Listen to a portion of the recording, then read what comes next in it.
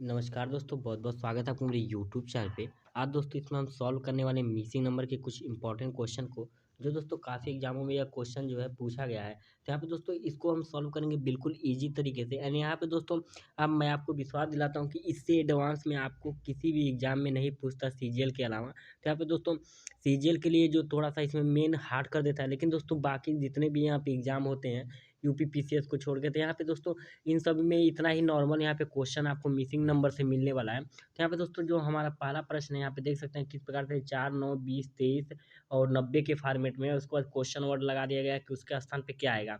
तो मैं क्या कर रहा हूँ कि अगर 4 का दोगुना कर दूँ मैं, यहाँ पे मैं 4 से अगर 2 से गुणा कर दूँ तो 8 हो जाएगा और 8 में मैं 1 यहाँ पे ऐड कर दूँ तो यहाँ पे अगला टर्म जो 9 है वो मेरा यह वाला टर्म आ जाएगा।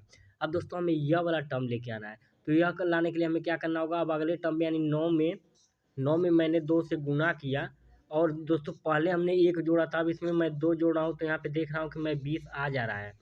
जस्ट उसी प्रकार अगर मैं 20 का दोगुना करूँ, 20 का यहाँ पे दोगुना करूँ और इसमें दोस्तों मैं 3 जोड़ूँ तो यहाँ पे अगला पद 43 आ जा रहा है। 43 आ जा रहा है। तो एग्ज़ाम में दोस्तों आपको इतना लंबा प्रोसेस नहीं करना है। आपको पहला ये जाँच कर लेना है, फिर आपको बहुत करेंगे तो आप दूसरा जाँच करेंगे, तीसरा आप छोड़ देंगे, चौथा भी आप छोड़ देंगे, डायरेक्ट आप अब आंसर पे चलेंगे। यानी कि 9 90, अब 90 में मैंने अब क्या किया, 2 से गुणा किया, 2 से गुणा किया। दोस्तों 3 के बाद मेरा यह वाला टर्म में गुणा करते तो यह वाला टर्म आता। अब इसके बाद दोस्तों 3 तो हमने कर लिया, अब 3 हो गया, अब 4 हमने छोड़ दिया, 5 अब इसमें हमें ऐड करना होगा। तो 5 हमने जब ऐड किया तो 9 दूना 18, 180, 180 में हमने 5 जोड़ा तो 185 जो हो गया आपका यहाँ पे करेक्ट आंसर हो जाएगा। यानी ऑप्शन नंबर जो 1 होगा यहाँ पे आपका बिल्कुल सही होगा। तो आई होप दोस्तों आपको यह समझ में आ गया होगा। यहाँ पे दोस्तों आपको समझाने में बिल्कुल समय लग रहा है, लेकिन दोस्तों मैं आपको बता दूँ यहाँ पे अगर आप अपने से इस प्रश्न को सॉल्व करें, अगर आपने बेसिक कंसेप्ट को यहाँ पे सीख लिया है तो मुश्किल से आपको यहाँ से 2 या 3 सेकंड में आप इस प्रश्न को यहाँ पे सॉल्व कर सकते हैं। आपको क्या करना है, इन बाकी के जो 3 लाइन है इसमें बीच को यह आपको एग्जाम में सॉल्व नहीं करना है, यहाँ पे जाँच करके नहीं चेक करना कि क्या यह है या नहीं। आपको फर्स्ट लाइन देखना है, फर्स्ट लाइन अगर सैटिस्फाई हो जाता है तो आपको लास्ट लाइन में डायरेक्ट आपको आंसर कर देना है। बस आपको यहाँ पे याद रखना है कि बीच में आपने कितने लाइन को यहाँ पे छोड़ा है, बस उसको आपको ऐड करके यहाँ पे आंसर डायरेक्ट लेके आना है। अगले प्रश्न पे यहाँ पे दोस्तों चलें। तो अगला प्रश्न है दोस्तों, यहाँ पे आपको थोड़ा-सा इसमें साफ नहीं दिखा रहा होगा क्योंकि यहाँ पे दोस्तों थोड़ा-सा टाइपिंग मिस्टेक हो गया है। तो यहाँ पे मैं आपको बता दूँ, यह 5 है, 4 है, 11 है, 2 है, बीच में आपको 8 है। तो यहाँ पे दोस्तों हमें जो संख्या पूछी है वो बीच की संख्या पूछी है, तो हमें यह वाला संख्या फाइंड करने के लिए पहले हमें पहले फिगर और दूसरे फिगर को समझना होगा कि इसमें यह कैसे आए हैं बीच के। तो इसको समझने के लिए दोस्तों अगर देखें सामने-सामने की जो संख्याएँ हैं, जैसे यहाँ पे दोस्तों 4 है और यहाँ पे 11, अगर इन दोनों को मैं जोड़ दे रहा हूँ 4 और 11 को, तो यहाँ पे दोस्तों हमें 15 प्राप्त हो रहा है। हमें 15 मिल रहा है और यहाँ पे दोस्तों ये अगर ये 2 और 5 को जोड़ रहा हूँ तो यहाँ पे हमें 7 मिल रहा है। 7 मिल रहा है। अगर मैं 15 में से 7 को घटा दे रहा हूँ तो बीच की संख्या हमें मिल जा रही है। अगर मैं 15 में से 7 को घटा दे रहा हूँ, बीच की संख्या मिल जा रही है। अब दोस्तों ऐसे ही जब हमने पहला फिगर को यहाँ पे देख लिया सही है, तो हम दूसरे फिगर को ऐसे ही मन में ही सोच लेंगे, 10, 20 और 10 यहाँ पे 30 हो गया और यहाँ पे दोस्तों 8 और यहाँ पे 6 यानी 8 6 मिलके 14 हो गया। अब 30 में से अगर हमने 14 को घटा दिया, यहाँ पे 16 आ गया। मन में ही हमें सोचना है, हमें इसको सॉल्व नहीं करना है।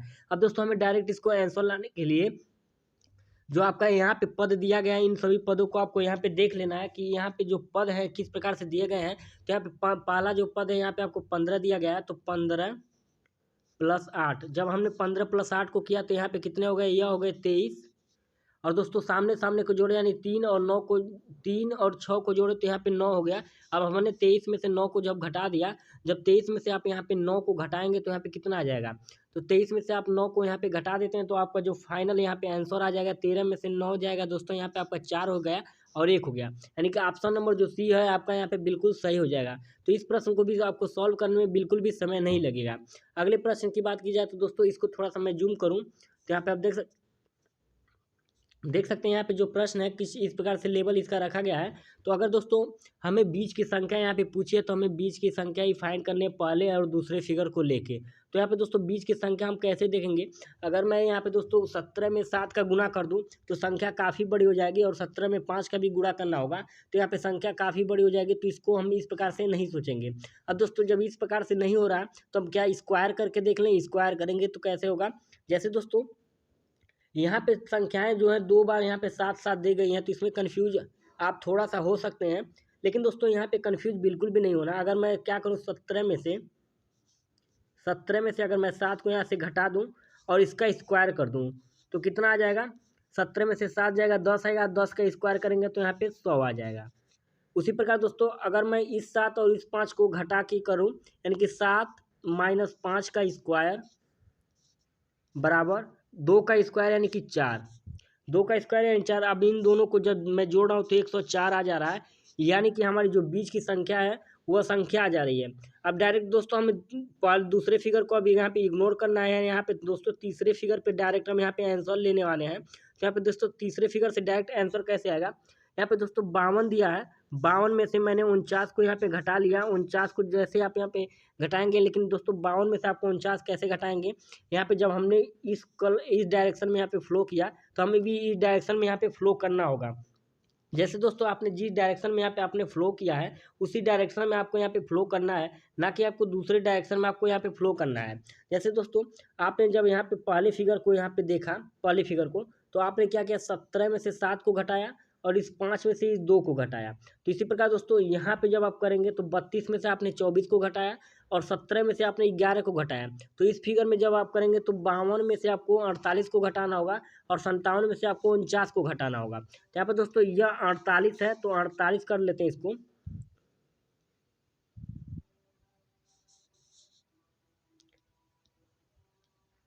यहाँ पे दोस्तों इसको 48 करते हैं, यानी 48 करने के बाद यहाँ पे जब इसको सॉल्व करेंगे, 48 करने के बाद, तो अभी 52 में से 48 को हमने घटाया तो कितना आ गया? 52 में से 48 को घटाने पे तो यहाँ पे 4 आ गया और 4 का स्क्वायर करेंगे तो हमारा कितना आ गया? 16 आ गया।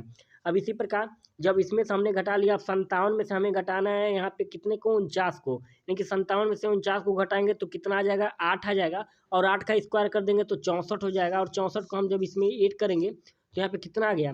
0 और 7 और 1 8, यानी कि 80 आ गया। नहीं, ऑप्शन नंबर जो यहाँ पे सी है आपका बिल्कुल सही होने वाला है। तो आई होप आपको ये प्रश्न जो है समझ में आया होगा। अगले प्रश्न में चलें, तो यहाँ पे दोस्तों यह कैरेक्टर फॉर्मेट में है, यानी EADJCG OB क्वेश्चन मार्क। यहाँ पे दोस्तों यह जब भी आपको यहाँ पे मिसिंग नंबर में आपको यहाँ पे कैरेक्टर्स वाइज यानी कि अल्फ़ाबेटिंग के फॉर्मेट मिलेंगे, तो यहाँ पे दोस्तों सबसे इम्पॉर्टेंट होगा कि आपको ए टू जेड आपको जो होगा इसका नंबरिंग याद करना पड़ेगा कि कौन कितने स्थान पे है। अगर यह दोस्तों आपको याद है तो आप इसको फटाफट कर लेंगे। अगर आपको यह नहीं याद है तो आपको यहाँ पे कैलकुलेशन काफ़ी लंबी पड़ जाएगी। जैसे दोस्तों प्रश्न तो आपको यहाँ पे बहुत सिंपल है, लेकिन यहाँ पे दोस्तों अगर आपको नंबरिंग नहीं याद है तो यहाँ पे आपको कंफ्यूज होंगे और यहाँ पे कैलकुलेशन बहुत लंबा हो जाएगा और इसमें आपका समय चला जाएगा।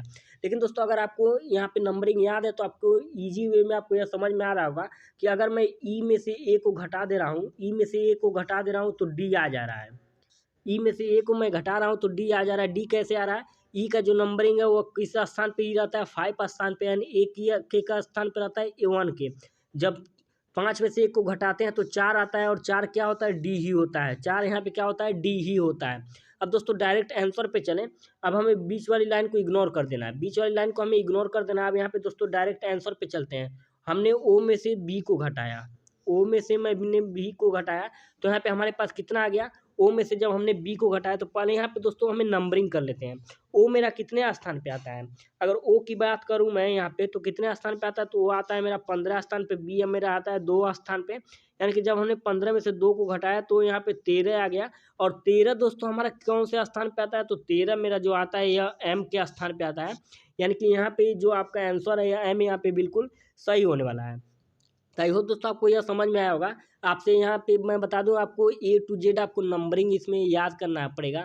यहाँ पे उल्टा आपको नंबरिंग याद करना पड़ेगा, यानी A to Z and Z to A आपको उल्टा नंबरिंग यहाँ पे याद करना पड़ेगा, ताकि यहाँ पे जब भी आपको सामने यहाँ पे अल्फ़ाबेटली यहाँ पे क्वेश्चन पूछे तो आप वहाँ पे बिल्कुल भी घबराए नहीं, यहाँ पे कैलकुलेशन आपका ईजी हो जाए और इसको आप अच्छे से सॉल्व कर लें। अगले प्रश्न में चलें, तो यहाँ पे दोस्तों 20 48 36 और 10 16 8 5 40 4 64 72 और आपको यहाँ पे क्वेश्चन मार्क यहाँ पे मिल गया है। तो इसको दोस्तों सॉल्व करेंगे, कैसे करेंगे? नीचे देख रहे हैं दोस्तों संख्याएं बड़ी हो रही हैं, ऊपर भी हमारी संख्याएं कुछ बड़ी हैं। तो पहले हम नीचे की संख्याओं को यहाँ पे फाइंड करेंगे कि नीचे जो हमारी संख्याएं आ रही हैं वो किस फॉर्मेट में आ रही हैं। अगर मैं पहले दोस्तों यहाँ पे कॉलम की बात करूँ, यानी कि पहले मैं यहाँ पे कॉलम की इस फॉर्मेट में आपको बात करूँ तो यहाँ पे कैसे आया होगा, कैसे आया होगा। यहाँ पे 40 की बात कर रहा हूँ कि 40 आपको लाना है तो कैसे ला सकते हैं, बाकी इन तीनों एलिमेंट से। अगर इन तीनों एलिमेंट से आपको यहाँ पे 40 लेकर आना है तो आप कैसे लाएंगे यहाँ पे। तो मैं क्या कर रहा हूँ कि अगर मैं 20 में किससे भाग दे दूँ, 20 में अगर मैं किससे भाग दे दूँ, 4 से भाग, यहाँ पे 5 से भाग दे दूँ। जो 20 है, 20 में हमने क्या किया, 5 से भाग दे दिया तो कितना आ गया, 4 आ गया। जस्ट इसी प्रकार जब हमने 20 में 5 से भाग दिया तो 4 आ गया। अब यहाँ पे 10 बचा है तो 10 से मैं इस 4 में गुना कर दे रहा हूँ तो कितना आ जाएगा, 40 आ गया। यानी कि यह जो एलिमेंट है मेरा 40 यहाँ पे आ गया। अब दोस्तों इसी प्रकार पहले चेक कर लेते हैं कि जो हमने इसमें अपना रूल लगाया क्या इस वाले सेक्शन में भी काम करता है या नहीं करता। तो दोस्तों हमने क्या किया, इस वाले संख्या से इस वाले संख्या में भाग लगाया तो 8 चौक को 32 यानी 8 आ गया। और 8 का 8 में गुणा किया तो यहाँ पे दोस्तों, यहाँ पे जब हमने इसमें भाग दिया यानी कि 36 में हमने किससे भाग दिया, 4 से भाग दे दिया। यानी 36 में हमने जब यहाँ पे 4 से भाग दिया, जैसे जिस प्रकार से यहाँ पे हमने 5 से दिया तब भाग कितने, 20 में, उसी प्रकार दोस्तों हमने 36 में भाग दे दिया किससे, 4 से। तो यहाँ पे दोस्तों कितना आ गया, यहाँ पे हमारा कितना आ गया दोस्तों, 9, यानी कि 9 चौक को 36 आ गया। अब दोस्तों जब हमारा 9 आ गया और यहाँ पे 8 एलिमेंट बचा है और यानी 8 यहाँ पे बचा है, जिस प्रकार हमने यहाँ पे 10 बचा था तो यहाँ पे हमने गुना किया। अब इसी प्रकार दोस्तों यहाँ पे जब हम इसका गुना करेंगे, यहाँ पे जब इसका हम गुना करेंगे तो यहाँ पे कितना हो जाएगा, 8 से यहाँ पे गुना करेंगे तो कितना हो जाएगा, यहाँ पे हो जाएगा 72। यानी कि आपका यहाँ पे जो एलिमेंट है यह मिल जा रहा है। तो अब दोस्तों हमें यहाँ पे जो एलिमेंट है यह एलिमेंट फाइंड करना है कि यहाँ पे यह कौन सा संख्या होगा। तो दोस्तों इसका सिंपल सा एक आपको इक्वेशन यहाँ पे बनाना पड़ेगा। अब इक्वेशन कैसे बनेगा, पहले दोस्तों आपको तो भाग जिससे आपको देना वो भाग आपको पता ही नहीं है, लेकिन आपको पता है कि किसमें हमें भाग देना है।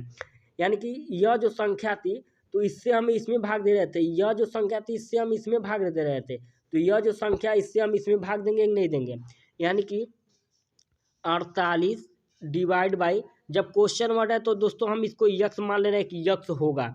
अब इसमें दोस्तों हमें गुना किससे जब यह रिजल्ट इसका आंसर आ जा रहा था तो हम गुना किससे कर रहे थे, यानी बीच वाली संख्या से हम गुना कर दे रहे थे। तो गुना में मैं कर दे रहा हूँ 16 बराबर इतना करने के बाद दोस्तों आंसर क्या मिला था, हमारी यह वाली संख्या मिल रही थी, यह वाली संख्या मिल रही थी, इसमें क्या मिलेगी, 64 मिलेगी। यानी कि इसके इक्वल हो गया मेरा 64। अब दोस्तों इस इक्वेशन को जब आप सॉल्व करेंगे, जब इस इक्वेशन को आप यहाँ पे सॉल्व करेंगे तो यहाँ पे आंसर कैसे आएगा, किस फॉर्मेट में आएगा आंसर। जब यहाँ पे 48 बचा है तो पहले तो हम इस 16 से ले जाके यहाँ पे डिवाइड कर देते हैं, यानी कि 48 डिवाइड बाई यक्स बराबर, यहाँ पे 16 से दोस्तों इसमें भाग लग जाएगा। भाग लगने के बाद दोस्तों यहाँ पे कितना हो जाएगा, यहाँ पे 4 मिल जाएगा। अब दोस्तों आपको पता है कि जब डिवाइड में है तो इससे यह गुना में आ जाएगा। गुना में आने के बाद दोस्तों यहाँ पे कौन सा हो जाएगा, गुना में आने के बाद यहाँ पे कितना हो गया, 48 बराबर 4 यक्स। यहाँ पे 48 बराबर 4 यक्स आ गया। अब दोस्तों 48 बराबर 4 यक्स आ गया। अब यक्स का हमें मान निकालना है तो आप सिंपली यहाँ पे यक्स का कैसे मान निकालेंगे, यानी 48 में आपको 4 से डिवाइड कर देना तो 1 एंड यहाँ पे 2, यानी कि यक्स का जो मान आ गया यह 12 आ गया।